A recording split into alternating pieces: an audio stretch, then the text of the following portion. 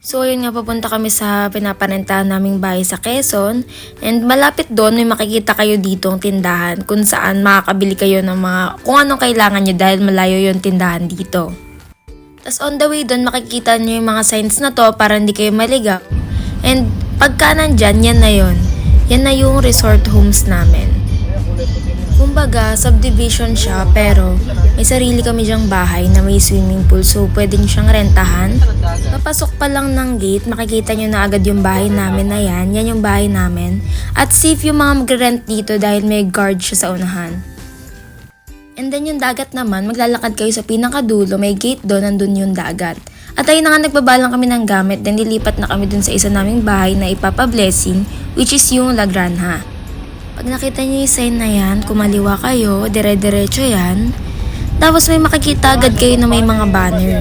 Yun na agad yung Balay Cecilia's Minicamp and Events Place. Yan, ang ganda, diba? Yung mga tao na agad kasi nagre-ready yan sila. Since open space to, kinulong muna namin yung aso namin dito sa kwarto. Kasi baka makawala siya sa labas. Kasi nagluluto na sila dahil kakarating lang namin, dahil gutom na gutom kami galing sa biyahe. Tapos iniwan ko muna yung cellphone ko sa room kasi nga nagcha-charge. Tapos ayun, binidyoan ako ni Ishi dyan. Kumakain kami dyan ni Andre dahil gutom na nga kami. Tapos meron ditong maliit na pool and pwede kayong tumambay dito sa may duyan kung babantayan nyo yung bata na maliligo.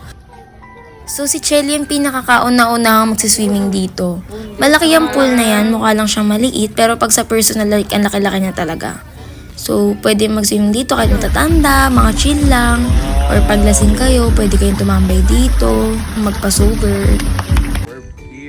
Kasi naglakad na kami ni Andre, lilibot-libot kami dito sa buong La Granja. Tapos ayun, ito yung space na may puro kambing. Tapos ito, napakaswerte nitong kambing na to, sobrang daming damo o mga halaman sa paligid niya. Tapos ito yung mga resort pa sa likod ng bahay namin. Tapos bumalik na kami kasi umaambon.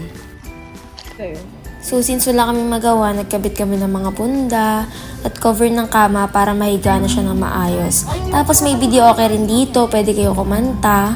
And napaka-chill dito sa gabi. Tapos sinet up namin yung slide ng pamangkin ko kasi regalo sa kanya yun ng lolo niya kasi request niya dati yan. Doon pa yan sa kabilang bahay sa Dalampasigan.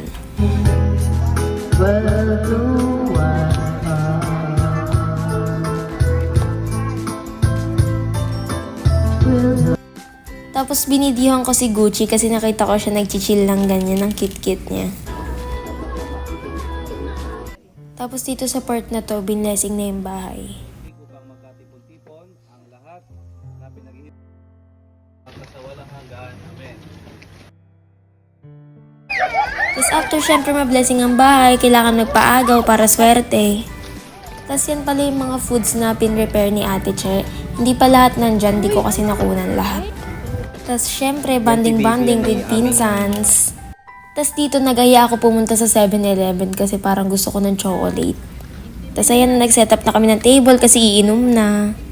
Tapos syempre gumagabi na kaya ang mga matatanda ay nagsasama-sama na at nagkukwentuhan. Tapos si sis ay tawa ng tawa, my God. Tapos since nursing student ako at mag-OJT na kami ngayon, possible na makahawak na ako ng bata kaya nagtitrain na ako dito. Tapos takot ako kasi ang fragile ng mga bata, natatakot talaga ako.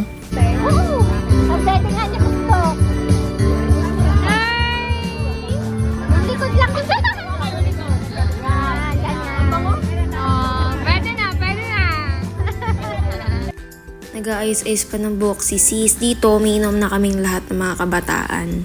Kasi nga, syempre, paggabi na. Oh, di mo kaya. Ilang beses ko pa kinuhanan niya kasi pag nakikita niya kung binibidyohan ko siya, nagagalit siya sa akin. Dito naman, papunta kaming kabilang bahay dahil nga gabi na lasing na lahat. Tapos kinabukasan, umikot kami sa clubhouse. May swimming pool kasi doon. Kasi super ganda at safe talaga dito sa lugar na to. Tapos, first time namin mag-beach together. And dito yung sinasabi ko sa inyo sa dulo, may beach na may gate. Tapos ayan, yan yung makikita nyo. Diba, ang ganda. Tapos ayan, nag-video-video lang kami.